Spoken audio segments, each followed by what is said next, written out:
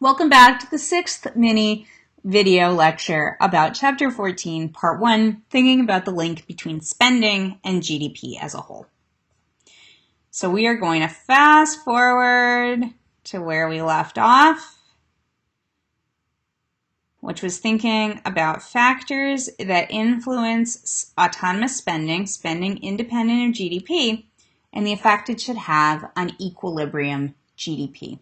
We assume that factors that encourage spending will lead to an increase in equilibrium GDP, and the factors that discourage spending will lead to a decrease in equilibrium GDP. All right, what if we incorporate the government now? Let's continue to assume that net exports, which is to say exports minus imports, are equal to 0. Okay, there are two components of fiscal policy, which you may recall from the very beginning of the semester. Taxes and government expenditure. Taxes reduce disposable income for consumers. If households have to pay taxes, then we assume that that is going to have a negative effect on their overall consumption. So remember, consumption is equal to C0, which is spending independent of income, and the marginal propensity to consume, or the portion of their income after taxes that they're going to spend.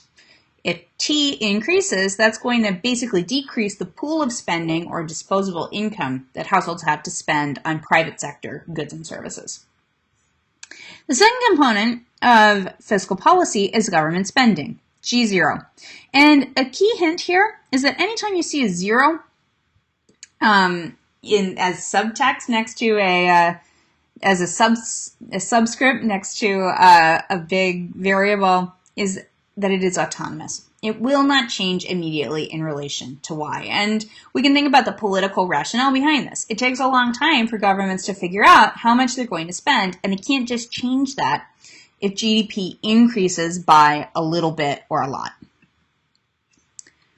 How should fiscal policy affect GDP in the equilibrium sense? Well, we assume that a change in taxes is going to be negatively correlated with GDP, and that's because of its implications for consumption expenditure.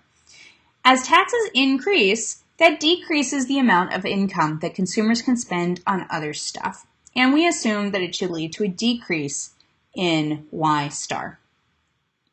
On the other hand, if you have an increase in government expenditure or a decrease in government expenditure, that's going to be positively correlated with equilibrium GDP.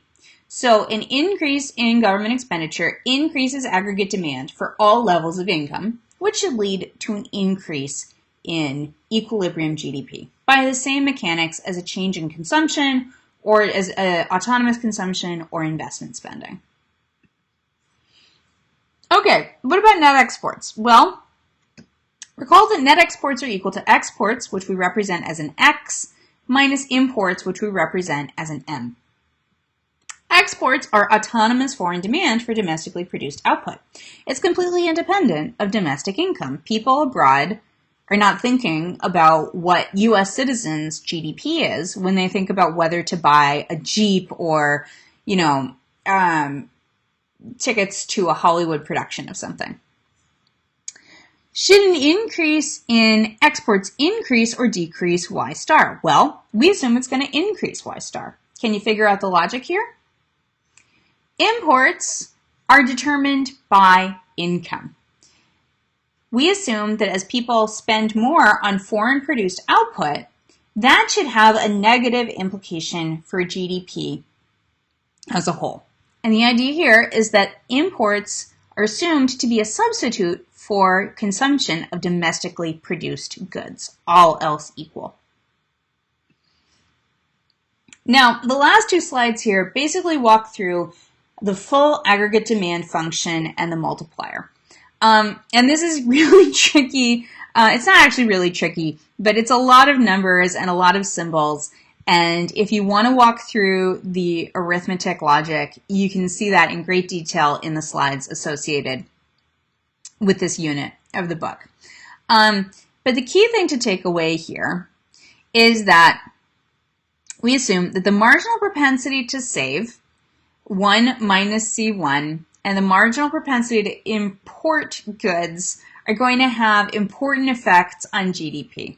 But the idea here is that the change in Y star, or the change in equilibrium GDP, is going to be equal to 1 over 1 minus the marginal propensity to consume plus the marginal propensity to import goods.